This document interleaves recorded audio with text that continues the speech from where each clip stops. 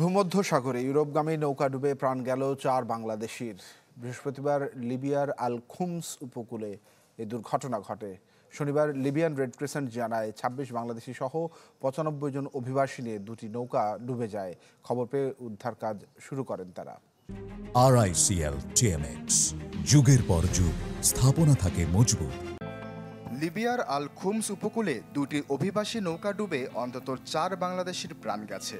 বৃহস্পতিবার রাতে ভূমধ্যসাগরে এই ঘটনা ঘটে।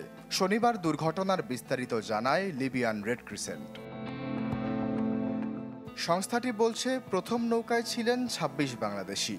এর মধ্যে ৪ জনের মৃত্যু হলেও বাকিদের জীবিত উদ্ধার করা হয়। দ্বিতীয় নৌকায় ছিলেন ৬৯ জন, যাদের মধ্যে ২ জন মিশরীয় এবং বেশ কয়েকজন সুদানি।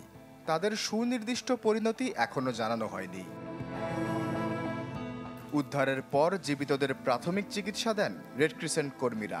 লিবিয়া প্রশাসনের নির্দেশনায় মরদেহগুলো হস্তান্তর করা হয় সংশ্লিষ্ট দপ্তরে। ঘটনার মাত্র একদিন আগে একই উপকূলে আল বুরি তেলক্ষেত্রের কাছে একটি রাবারের নৌকা ডুবে ৪২ জন নিখোঁজ হন। পরে যাদের মৃত বলে ঘোষণা করে আন্তর্জাতিক অভিবাসন সংস্থা IOM। ২০১১ সাল থেকে অবৈধ পথে ইউরোপে যেতে অভিবাসীদের অন্যতম প্রধান ট্রানজিট পয়েন্ট লিবিয়া। ভূমধ্যসাগর পাড়ি দিতে গিয়ে প্রতি বছর এমন বিপর্যয়ের মুখে পড়েন হাজারো মানুষ। ফলে লিবিয়ার উপকূলে অহরহ দেখা দিচ্ছে নৌকাডুবির ঘটনা।